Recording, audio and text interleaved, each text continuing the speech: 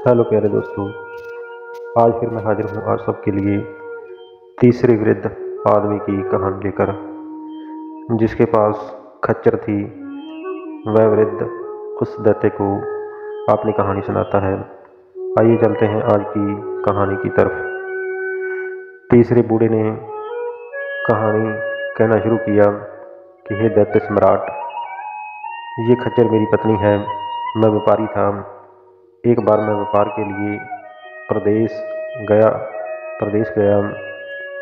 जब मैं 1 वर्ष के बाद घर लौटकर आया तो मुझे अपनी पत्नी की हरकतें अजीब सी लगीं। मैंने उसका बहुत ख्याल रखा, लेकिन मुझे कुछ भी पता नहीं चला कि आखिरकार वह क्या काम करती है। तो मैंने सोचा कि मैं रात को जाग कर देखता हूँ कि ये क्या करती है। तो एक रात मैं जागता रहा। जब आधी रात का समय हुआ तो वो अपने बिस्तर से उठी और उठकर बाहर को चलती बनी, और मैं भी पीछे पीछे छुप कर चल दिया। मैंने देखा कि वह उस गांव से बाहर एक शमशान घाट में पहुंचती है और वहां बैठकर कुछ सामग्री रखकर शिला करने लगती है। ये देखकर मैं हैरान हो गया, और जब वह लौटकर घर में आई तो मैं उसको बहुत ही गुस्से हुआ और मैंने उसको कहा कि तुम ये क्या काम कर रही हो। लेकिन वह मेरे साथ बहस करने लगी। तो उसके बाद मैं उसको रोकने की बहुत कोशिश की, लेकिन वह इस काम से नहीं रुकी। वह कह रही थी कि मैं शैतान को अपने वश में करूंगी और दुनिया की सबसे ताकतवर औरत बनूंगी। एक दिन तंग आकर मैंने उससे कहा कि मैं तुम्हारे साथ नहीं रहना चाहता हूँ। मैं तुमसे तलाक लेना चाहता हूँ और तुम मेरे घर से चली जाओ। जब उसने देखा कि मैं उसको घर से निकाल रहा हूँ तो वो अंदर ही अंदर मुझसे दुश्मनी रखने लगी। एक दिन उसने क्या किया कि जल के ऊपर कुछ मंत्र पढ़कर एक दिन उसने वो जल मेरे ऊपर फेंक दिया। मैं तुरंत ही एक कुत्ता बन गया और उसने मुझे घर से डंडे से पीट कर भगा दिया। मैं इधर उधर घूमता रहा। फिर भूख से व्याकुल होकर एक कसाई की दुकान पर पहुंचा और उसकी फेंकी हुई हड्डियां उठाकर खाने लगा। कुछ दिन तक मैं ऐसे ही करता रहा। फिर एक दिन कसाई के साथ उसके घर जा पहुंचा। कसाई की पुत्री मुझे देखकर अंदर चली गई और बहुत देर तक बाहर नहीं निकली। कसाई ने कहा कि तू अंदर क्या कर रही है, बाहर क्यों नहीं आती।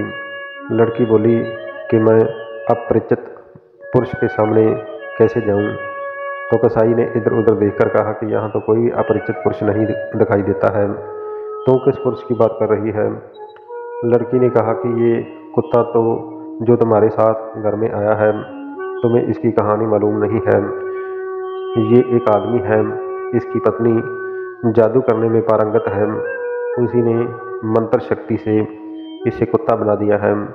अगर तुम्हें इस बात पर विश्वास नहीं तो मैं तुरंत ही उसे मनुष्य बनाकर दिखा सकती हूँ।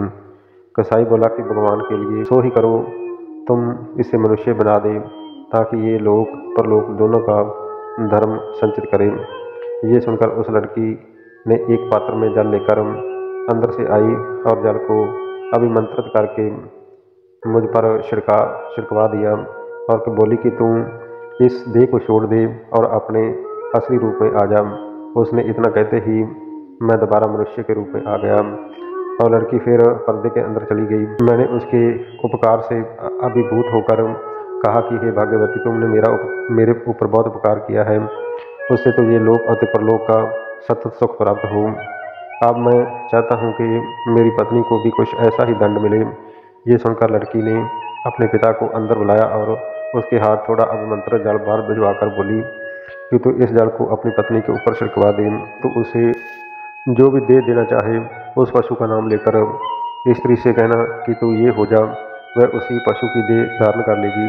मैं उस जल को अपने घर ले आया और उस समय मेरी पत्नी सो रही थी। इससे मुझे काम करने का अच्छा मौका मिला और मैंने अभिमंत्रित जल के कई छिट्टे उसके मुंह पर मारे और कहा कि तू स्त्री की देह छोड़कर खच्चर बन जा। ये खच्चर बन गई और तब से मैं इसी रूप से अपने साथ ही इसलिए हुए घूम रहा हूँ। तो जब तीसरा वृद्ध अपनी कहानी कह चुका तो दैत्य को बड़ा ही आश्चर्य हुआ। उसने खच्चर से पूछा कि क्या ये बात सच है जो ये बूढ़ा कहता है।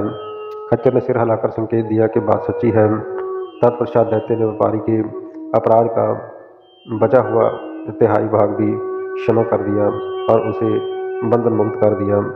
उसने व्यापारी को से कहा कि तुम्हारी जान आज इन्हीं 3 वृद्ध जनों के कारण बची है।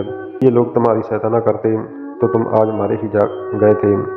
अब तुम इन तीनों की अति कृतज्ञता प्रकट करो। और ये कहने के बाद दैत्य अंतर्ध्यान हो गया। व्यापारी उन तीनों के चरणों पर गिर पड़ा और वो लोग उसे आशीर्वाद देकर अपनी अपनी राह चलते बने।